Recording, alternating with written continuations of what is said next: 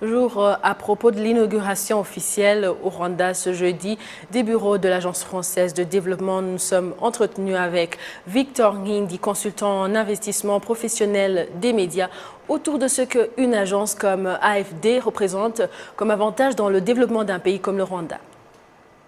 L'Agence française de développement, dans sa stratégie 2020-2024 pour l'Afrique de l'Est, supporte les stratégies liées à l'implémentation des objectifs de développement durable et également des politiques liées à l'accord de Paris sur la transition énergétique. Le Rwanda étant un champion des politiques environnementales, l'implantation du bureau de l'AFD à Kigali souligne les efforts du Rwanda en rapport à ces stratégies environnementales. Merci. Depuis la visite du président Emmanuel Macron ici au Rwanda, les relations entre les deux pays se sont renforcées.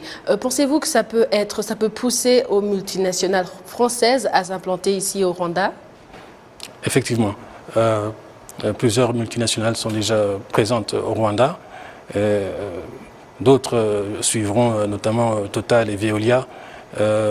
La communauté d'affaires française au Rwanda s'est récemment constituée en association avec à peu près une trentaine de compagnies françaises. Donc cela reflète un dynamisme de l'entrepreneuriat français et des multinationales françaises au Rwanda, et ce n'est qu'un début. Et dans quel domaine exactement? Il y a plusieurs domaines, mais dans quel domaine pensez-vous qu'il y aurait des avantages d'investir ici au Rwanda? Tout d'abord, dans l'investissement en général, parce que le Rwanda propose un cadre pour les multinationales qui souhaitent être implantées dans un pays stable politiquement et économiquement, et qui leur permettent d'implanter leur opération dans les pays limitrophes tout en gardant de façon sécurisée leur investissement au Rwanda. Donc les secteurs sont liés non seulement à l'économie rwandaise, mais à l'économie régionale, notamment la RD Congo, l'Ouganda, la Tanzanie. Donc des secteurs liés aux hydrocarbures, liés aux infrastructures et surtout à la mobilité et la mobilité verte des villes dites connectées. Donc le Rwanda est très actif dans ce secteur-là, et je suis certain que ces investisseurs français y trouveront des opportunités qui leur conviennent. Comme vous venez de le mentionner, le Rwanda est stable et actuellement, il est comme un carrefour entre l'Afrique de l'Est et l'Afrique centrale. Pensez-vous que ça sera vraiment productif? Est-ce que ça aura de l'impact pour non seulement le Rwanda, mais aussi sur la sous-région?